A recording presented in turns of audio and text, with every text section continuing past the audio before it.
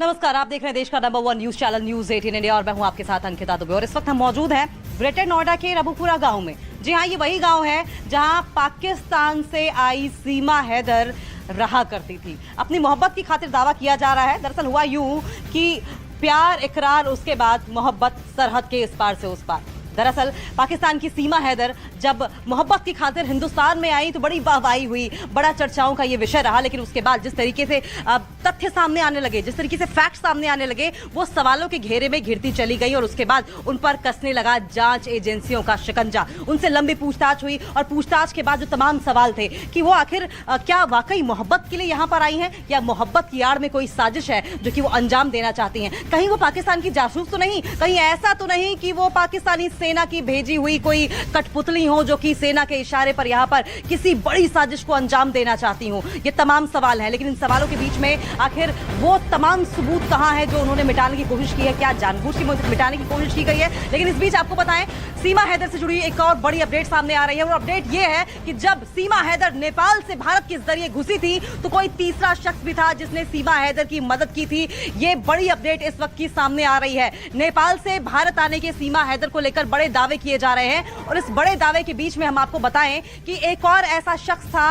दावा ये किया जा रहा है कि जो सीमा हैदर की लगातार मदद कर रहा था और सीमा हैदर उस वक्त वहां के स्थानीय परिधान में थी, स्थानीय वेशभूषा में इस तरीके से रची बसी थी, इस तरीके से उन्होंने अपनी वेशभूषा बनाई ही थी जिससे कि किसी को शक ही ना हो, किसी को अंदाजा ही ना हो कि दरअसल हो क्या रहा है। ये पाकिस्तानी मूल की महिला है, वो बिल्कुल नेपाली लग रही थी। और आपको बताएं कि पाकिस्तानी हैंडलर्स इस तरीके से ट्रेनिंग, धारा प्रवाह हिंदी बोलने की, परिधान पहनने की, उठने बैठने की केवल उन महिलाओं को देते हैं और जो कि नेपाल के जरिए भारत में जासूसी करने के लिए, किसी साजिश को अंजाम देने के लिए जिन्हें ट्रेन करना हो। और बिल्कुल उसी तरीके से सीमा हैदर भी वेशभूषा धारण किए हुए थी और देखिए वो धारा प्रवाह हिंदी भी बोलती हैं। लेकिन एक और बड़ी अपडेट इसी खबर से हम जुड़ी हुई बताएं, लेकिन उससे पहले हम आपको दिखाते हैं कि ये सीमा हैदर, ये जो घर आप देख रहे हैं नीले रंग का, दरअसल सीमा हैदर इसी घर में आकर रुकी थी। ये सचिन का घर है और इस वक्त दरवाजा दरअसल बंद है और जानकारी के मुताबिक सीमा हैदर यहाँ पर नहीं है और सचिन भी यहाँ पर नहीं है। लेकिन सीमा हैदर के जो बड़े भाई हैं लोकेश, वो इसी घर में है और हमने कोशिश की थी कि हम इनसे बातचीत करें और बातचीत करके जाने कि हुआ क्या। लोकेश से हमारी हालांकि बातचीत भी हुई थी, जिन्होंने यह जानकारी हमें इस बात की दी है कि सीमा हैदर के चारों बच्चे इसी घर में हैं, लेकिन सीमा हैदर और सचिन जो है उसे यूपी एटीएस उठाकर ले गई है। और इसी से जुड़ी एक और बड़ी अपडेट आपको बताएं कि जो जांच एजेंसियों का शिकंजा है वो लगातार सीमा हैदर पर कसता चला जा रहा है और इसी के मद्देनजर अब यूपी एटीएस ने तमाम तरीके से जो तथ्य सामने आ रहे हैं, शक के आधार पर पूछताछ जारी रखी हुई थी। 2 दिन पूछताछ की, 15 घंटे पूछताछ चली, तमाम सवालों के सीमा हैदर की ओर से जवाब दिए गए, लेकिन जो जवाब दिए गए वो यूपी एटीएस के गले से उतरे नहीं और ऐसे में अब जांच एजेंसियां और भी इसमें शामिल हो गई हैं। अब सीमा हैदर जिस तरह के दावे कर रही हैं, क्या वो दावे वास्तविकता के धरातल पर सच है या फिर वो खोखले हैं? कहीं ऐसा तो नहीं कि साजिश है? वो भी आपको बताएं कि तमाम पूछताछ के बाद साफ हो जाएगा। लेकिन जो इन्वेस्टिगेशन के तार हैं, तथ्यों के तार हैं, इन्वेस्टिगेशन अब नेपाल तक भी पहुंचेगी। यहां से जांच एजेंसियां नेपाल भी जाएंगी जिससे कि ये पता कर सके कि आखिर किस तरीके से सीमा हैदर वहां से यहां आई है, क्या वो रास्ता था, क्या वो जरिया था और किस तरीके से उसने इस्तेमाल किया कॉन्टैक्ट्स को अपने, वो कौन से लोग थे जो कि आधार बने सीमा हैदर के नेपाल से यहाँ आने को लेकर। ये तमाम सवालात हैं जो कि यूपी एटीएस द्वारा किए जाएंगे। लेकिन इससे इतर आपको बताएं कि तमाम दावे किए जा रहे हैं, दावे उसके जासूस होने के किए जा रहे हैं, दावे उसके षड्यंत्रकारी होने के किए जा रहे हैं, दावे इस बात के भी किए जा रहे हैं कि सीमा हैदर सचिन को एक दिन छोड़कर चली जाएगी क्योंकि वो सचिन का इस्तेमाल करने के लिए यहाँ पर पहुंची है। दरअसल वो आईएसआई की जासूस है और आईएसआई की न सिर्फ जासूस है बल्कि हो सकता है वो पाकिस्तानी सेना की कठपुतली भी हो। और इसी के मद्देनजर आपको बताएं कि आईएसआई एंगल से भी यूपी एटीएस पूछताछ कर रही है और तमाम तरह के जो कोडवर्ड्स हैं उनको लेकर भी पूछताछ की जा रही है। और आपको बताते चले कि पिछले 2 दिनों से सीमा हैदर से एटीएस लगातार यूपी की पूछताछ कर रही है और वो अब सेफ हाउस में रखी गई है।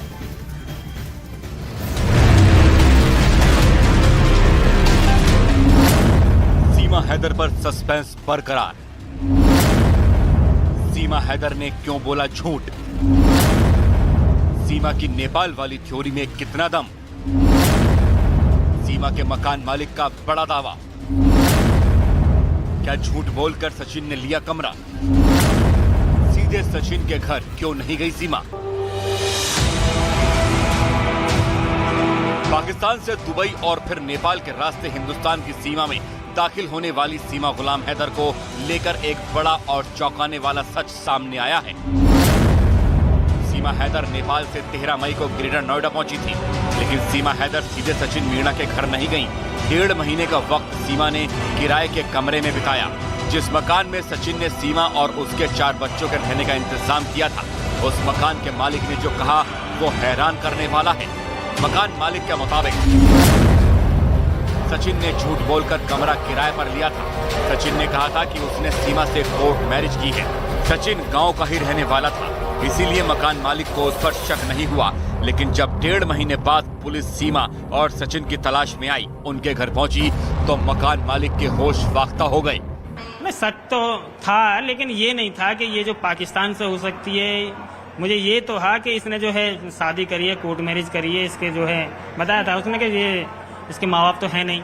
मैं भी पता ना चली कि कैसे राज खुला, लेकिन बाद में हमें पता चला कि ये जो है जब ये गया, जब इसके पिताजी गए एक वकील से मिलने गए थे, और जब वकील के पास मिलने गए थे, जब उन्होंने अपना वो दिखाया तो वहाँ सब कुछ बताया इन्होंने सही सही, तो वहाँ से इनके बात लीक हुई। सीमा अब ATS के रडार पर है। अब तक सीमा ने जो थ्योरी बताई, सबकी जांच की जा रही है। केंद्रीय एजेंसियां सीमा की नेपाल वाली थ्योरी को वेरीफाई कर रही हैं। बताया जा रहा है कि 13 मई को नेपाल सीमा पार करने वाला सीमा का दावा जांच में फेल हो गया है, जिसके बाद बॉर्डर पर मौजूद रिकॉर्ड और सीसीटीवी फुटेज की जांच की जा रही है। फिलहाल सीमा द्वारा जो जानकारी मुहैया करवाई गई है वह वेरीफाई नहीं की जा सकी है केंद्रीय जांच एजेंसियों द्वारा। इसीलिए 13 मई को भारत नेपाल सीमा पर जो बस रूट है 1850 किलोमीटर पर, उन सब के सीसीटीवी फुटेज की जांच की जा रही है। थर्ड नेशन सिटीजन यानी भारत नेपाल के अलावा किसी तीसरे देश के नागरिक का भारत नेपाल सीमा पर मौजूद होना और उसे पार करने की कोशिश करना गैर कानूनी है। भारत नेपाल में मैत्री समझौते के नाते इन दोनों देशों के अलावा अगर किसी तीसरे देश का नागरिक यहाँ पर आता है तो इसकी सूचना तुरंत मौजूदा एजेंसियों को स्थानीय पुलिस को देनी होती है और भारत की संबंधित एजेंसियां अपनी जांच शुरू करती हैं। सीमा हैदर की जांच केस में जो सच सामने आया है वो चौंकाने वाला है। केंद्रीय जांच एजेंसी को जो रिपोर्ट सौंपी गई है उसके मुताबिक 13 मई के दिन भारत नेपाल सीमा पर किसी तीसरे देश के नागरिक की उपस्थिति दर्ज नहीं की गई है। दूसरी तरफ ग्रेटर नोएडा के जिस इलाके में सचिन ने सीमा हैदर को 1.5 महीने तक रखा, उस इलाके के लोगों में भी जबरदस्त गुस्सा है। लोगों का कहना है कि सीमा ने झूठ बोला, लेकिन सचिन को झूठ नहीं बोलना चाहिए था। सचिन गांव का ही रहने वाला था, इसलिए उसे बिना किसी जांच पड़ताल के किराए पर कमरा दिया गया। इसमें मकान मालिक की कोई गलती नहीं है। ना वो प्यार करे तो बाकी प्यार निभा करेंगे, चले ना, वो गलत ना करे, प्यार करे, आइए सही रहे, लेकिन गलत ना करे किसी के साथ में। अगर सीमा हैदर के बारे में पहले पता चल जाता तो क्या कमरा किराया नहीं मिलता सर?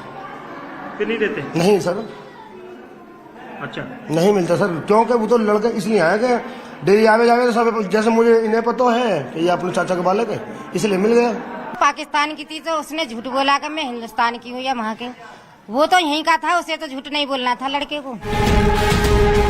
प्यार के खातिर सीमा की भारत आने वाली थ्योरी अब पूरी तरीके से सवालों के घेरे में आ चुकी है। सीमा पर पाकिस्तानी जासूस होने का शक बढ़ता जा रहा है। हर एंगल पर अब सीमा हैदर केस की जांच हो रही है, एक एक जानकारी वेरीफाई करवाई जा रही है। उम्मीद है कि सीमा हैदर केस में जल्द कोई बड़ा सच सामने आ सकता है। तो देखिए, लगातार जो ये शक है वो गहराता जा रहा है और इसी शक की वजह से अब जो सीमा है वो घिरती हुई नजर आ रही है। जांच एजेंसियों का शिकंजा जो है उन पर कसता चला जा रहा है। एक बार हम फिर से कोशिश करेंगे दरवाजा खुलवाने की कि सचिन से घर से कोई बाहर आता है या नहीं, खोलता है नहीं। कोई है क्या? लोकेश जी? हम पिछले 5-10 मिनट से कोशिश कर रहे हैं दरवाजा खुलवाने की, और न सिर्फ हमने कोशिश ये की है बल्कि कई लोग और भी जो यहाँ पर थे उन्होंने भी कोशिश की हमारे अलावा भी कि दरवाजा खुले और संभव हो सके तो लोकेश जी से या किसी और परिवार वाले से बात हो पाए, लेकिन अभी तक किसी ने दरवाजा खोला नहीं है। अब देखिए, क्योंकि सीमा हैदर पाकिस्तान की है, ऐसे में कहा जाता है पाकिस्तान दुश्मन देश है, लेकिन जिस तरीके से वो आई हैं, जो उन्होंने तरीका अपनाया है भारत आने का, ऐसे में तमाम सवाल खड़े हो रहे हैं और इसलिए एटीएस का जो शक है उन पर गहराता जा रहा है। जो सवालों के जवाब उन्होंने दिए हैं वो भी अब गले से नहीं उतर रहे हैं एटीएस के, और ऐसे में अब आईएसआई एंगल से भी सीमा हैदर से पूछताछ की जाएगी। मसलन आईएसआई के जो कोडवर्ड्स हैं वो भी पूछे जाएंगे। फल हो गया और फूफी हो गया। दरअसल आईएसआई में फूफी शब्द का इस्तेमाल किया जाता है जब कोई महिला किसी दूसरे देश की इंफॉर्मेशन, तमाम जानकारियां, गतिविधियां पाकिस्तानी सेना को या फिर आईएसआई को पहुंचाती है, जो कि पाकिस्तान की खुफिया एजेंसी है। लेकिन आपको बताएं, फल का इस्तेमाल तब किया जाता है जब पैसों के लेन देन का मामला होता है या पैसों से जुड़ा कोई मामला होता है। अब ऐसे में पैसों के लेन देन से जुड़ा हो या फिर कोई जानकारी जो है वो सीमा हैदर द्वारा इन दोनों कोड वर्ड्स के जरिए या इसके अलावा जो कोड वर्ड्स हैं उनके जरिए पहुंचाई गई हो, इससे जुड़े सवालात होंगे। लेकिन एक और बेहद अहम जो फैक्ट है वो ये भी कि सीमा हैदर द्वारा जो आर्मी ऑफिसर्स हैं उन्हें भी फ्रेंड रिक्वेस्ट भेजी गई थी। किस मकसद से भेजी गई थी, ये भी अहम सवाल है। तो सीमा हैदर से एटीएस ने कोडवर्ड से संबंधित कुछ सवाल किए हैं। ये कोडवर्ड पाकिस्तानी खुफिया एजेंसी आईएसआई से जुड़े हुए हैं। सीमा से जो पूछा गया है कि क्या उसने चैट के दौरान कभी ऐसे कोडवर्ड तो इस्तेमाल नहीं किए, ये कौन से कोडवर्ड हैं, सिलसिलेवार तरीके से आपको दिखाते हैं। जी, इनमें सबसे पहला कोडवर्ड कौन सा है उसका जिक्र कर ले। यहाँ पर देखिए, दो कोडवर्ड के बारे में पूछा गया है, फूफी और दूसरा कोडवर्ड है फल। यानी फूफी यानी कि आईएसआई की भाषा में इसका मतलब ऐसे लोगों से होता है जो पाकिस्तान के बाहर रहकर आईएसआई तक खबर या फिर कोई जानकारी पहुंचाते हैं। अगला कोडवर्ड है फल।